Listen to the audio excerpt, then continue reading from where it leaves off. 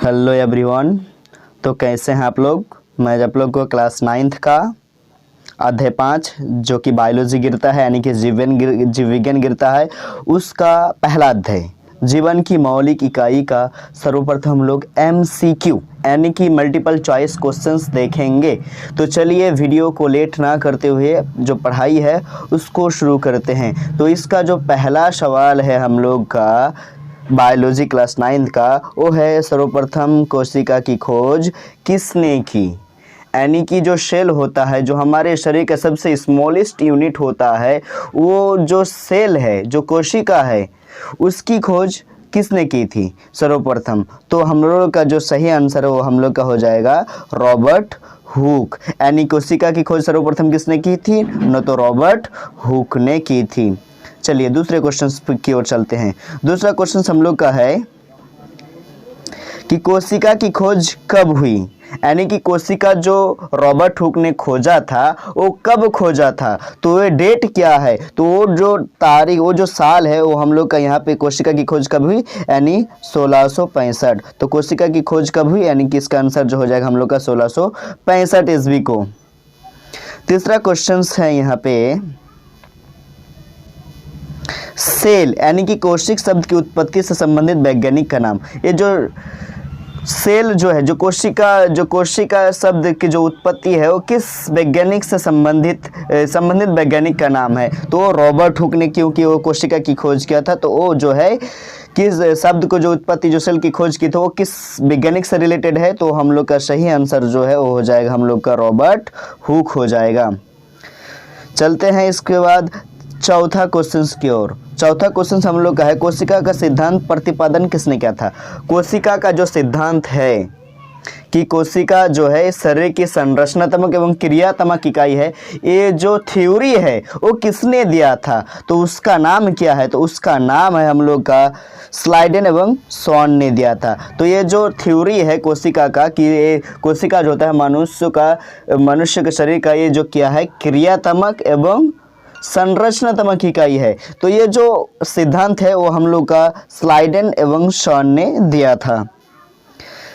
चलते हैं पांचवा क्वेश्चन की ओर। पांचवा क्वेश्चन हम लोग का है जीव द्रव का सर्वप्रथम खोज किसने की थी। जीव द्रव जो कोशिका में पाया जाता है, तो उसकी खोज जो है किसने किया था। तो उसकी खोज क्या था, पुरोकज ने। किसने किया था, पुरोकज ने। उसके बाद हम लोग का क्वेश्चन है यहाँ पे छठा क्वेश्चन जो है कि मानव शरीर की सबसे बड़ी कोशिका। यहाँ पे मानव, ओवरऑल नहीं, अगर मानव शरीर की सबसे बड़ी कोशिका की बात करें तो वो हो जाएगा हम लोग का तंत्रिकी कोशिका, जिसे न्यूरॉन, जो ब्रेन में पाया जाता है। अगर ओवरऑल यानी पूरी दुनिया में अगर पूछा कि दुनिया का सबसे बड़ी कोशिका का नाम, तो हम लोग का हो जाएगा शुतुरमुर्ग का अंडा। लेकिन अगर मानव शरीर के यानी ह्यूमन बॉडी की अगर बात करें, तो ह्यूमन बॉडी की जो सबसे बड़ी कोशिका है वो हमारी तंत्रिका कोशिका है, जो ब्रेन में पाया जाता है।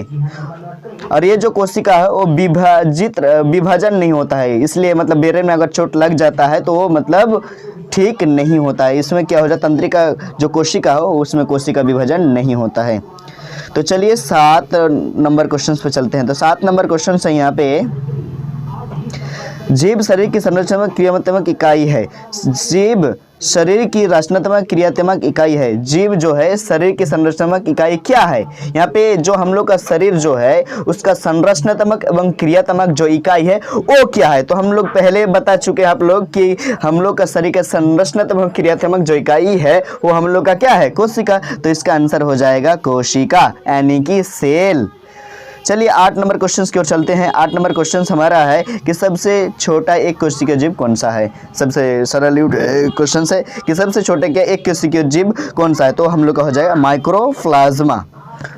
सबसे छोटा एक कोशिकीय जीव का नाम कौन सा है, तो माइक्रोप्लाज्मा। चलिए 9 नंबर क्वेश्चन की ओर चलते हैं। 9 नंबर क्वेश्चन हम लोग का है आत्महत्या का थैला किसे कहा जाता है। ऑप्शन हम लोग का है लवक, लाइसोसोम, रिक्तिका, केंद्रिका। तो इसका सही उत्तर हो जाएगा हम लोग का लाइसोसोम। लाइसोसोम को आत्महत्या का थैली कहा जाता है। 10 नंबर क्वेश्चन हम लोग का है कि कौन सा कोशिकांग पाचक थैली कहलाता है। मतलब कौन सा कोशिका जो है वो क्या कहलाता है हम लोग का, को पाचक थैली कहलाता है? ऑप्शन हम लोग का लवक है, लाइसोसोम है, रिक्तिका है, केंद्रिका है। तो इसका सही आंसर हम लोग का हो जाएगा लाइसोसोम। लाइसोसोम को कोशिकांग का पाचक थैली कहा जाता है। अब चलते हैं 11 नंबर क्वेश्चन की ओर। 11 नंबर क्वेश्चन हम लोग का है, पादप कोशिका का राशोई घर किन्हें कहा जाता है?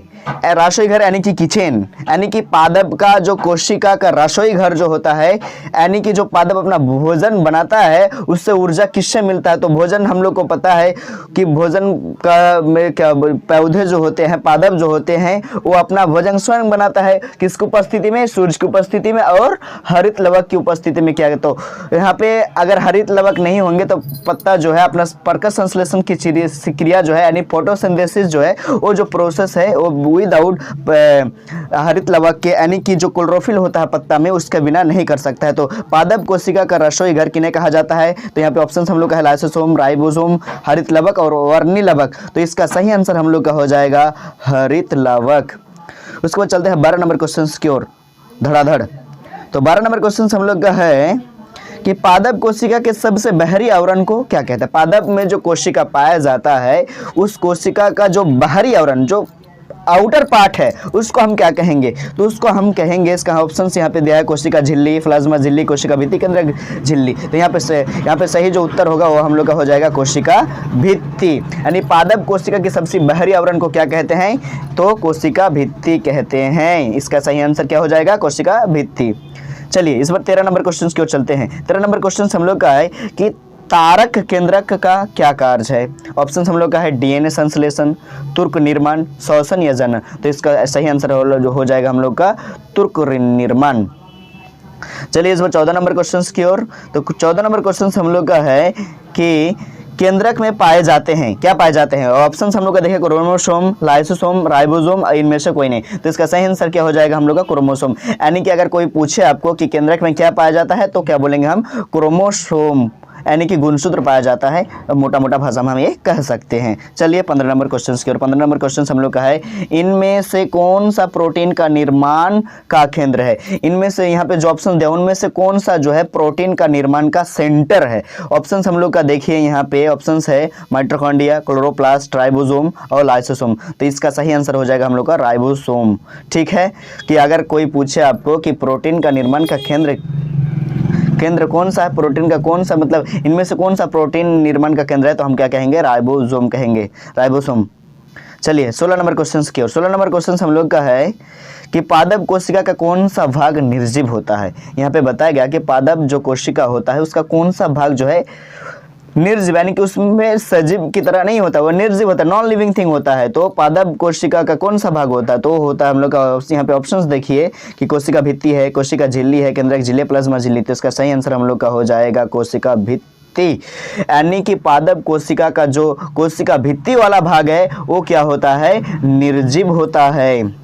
17 नंबर क्वेश्चन हम लोग का है कि तारक कई पाया जाता है, किस में पाया जाता है? यहाँ पे ऑप्शन हम लोग का है, कोशिका द्रव में, गुणसूत्र में, केंद्रक में और केंद्रिका में। तो इसका सही आंसर हो जाएगा कोशिका द्रव में क्या पाया जाता है? तारक कई पाया जाता है। तारक कई पाया जाता है कहाँ पे? यानी कि कोशिका द्रव में पाया जाता है। 18 नंबर क्वेश्चन हम लोग का है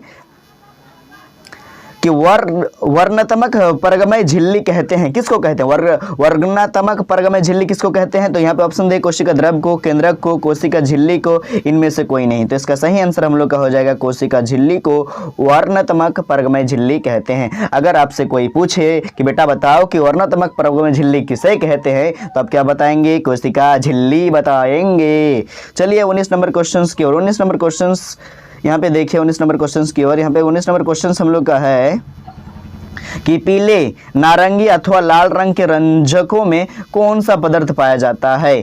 तो यहाँ पे ऑप्शंस देखिए, केरोसिन, सैफ्रेनिन, उसके बाद ऑप्शन मेथैलिन ब्लू और इनमें से कोई नहीं। तो इसका जो सही आंसर हो जाए केरोसिन। यानी कि पीले, नारंगी अथवा लाल रंग के रंजकों में कौन सा पदार्थ पाया जाता है? तो हम क्या बोलेंगे? केरोसिन पाया जाता है। उसके बाद लास्ट एंड फाइनल क्वेश्चन हम लोग का 20 नंबर जो है, जो एनसीईआरटी बायोलॉजी क्लास 9 का है, वो है देखिए यहाँ पे कि केंद्रक द्रव में मुख्यतः कितने प्रकार की रचनाएं पाई जाती है? यानी कि केंद्रक जो द्रव होता है वो मेनली कितने उसमें स्ट्रक्चर पाए जाते हैं? तो इसका सही आंसर आंसर हो जाएगा हम लोग का 2, यानी कि केंद्रक द्रव में मुख्यतः कितने प्रकार की रचना यानी कि स्ट्रक्चर पाया जाता है, यानी कि 2।